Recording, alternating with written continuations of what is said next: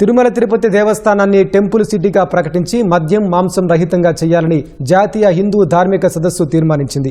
AP సాధు పరిషత్, save temple trust, విశ్వ హిందూ పరిషత్ ఆధ్వర్యంలో విజయవాడలో నిర్వహించిన సదస్సులో బీజేపీ రాష్ట్ర అధ్యక్షుడు పీవీఎన్ మాధవ్కు హిందూ ధార్మిక సదస్సు తీర్మానాల ప్రతిని అందజేశారు.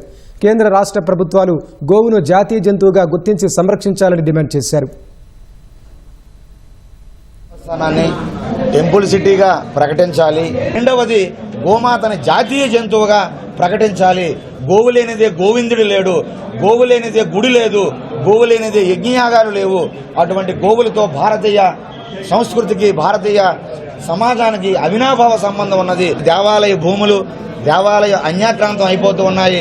వాటిని కూడా రక్షించి ప్రతి దేవాలయానికి ఎంత భూమి ఉన్నది, ఎన్ని ఆస్తులు ఉన్నాయి, ఆభరణాలన్నీ కూడా ఆన్లైన్లో పెట్టించే ఒక పద్ధతిని కూడా అవన్నీ కూడా తీర్మానాలు చేసి, మొదటి తీర్మానం మన రాష్ట్ర అధ్యక్షులుగా మరి నిర్ణయ బాధ్యతలు తీసుకున్నటువంటి మన మాధవ్ గారికి అందజేస్తూ ఉన్నాం. ఈ ధర్మాన్ని సంరక్షించే దేవాలయాలు, ఆవులు పట్ల ప్రభుత్వం కూడా అటువంటి వైఖరి అవలంబించాలి. ఏవైతే గతంలో దేవాలయాలపై దాడులు జరిగాయో దానిపై తప్పనిసరిగా విచారణ జరగాలి.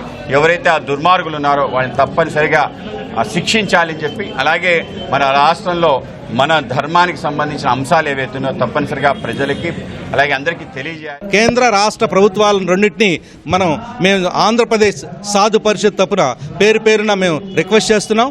మీరు తప్పకుండా ఈ గోవుని జాతీయ జంతువుగా ప్రకటించడంతో పాటు ఈ తిరుమల తిరుపతి దేవస్థానాల పరిధిలో మద్యం మాంసం యొక్క విక్రయాలని ఇమ్మీడియట్లుగా ఆపేసి స్వామివారి యొక్క పవిత్రతని, ప్రపంచవ్యాప్తంగా ఉన్న హిందువుల మనోభావాలని గౌరవించాలని మేమందరం కోరుకుంటున్నాం.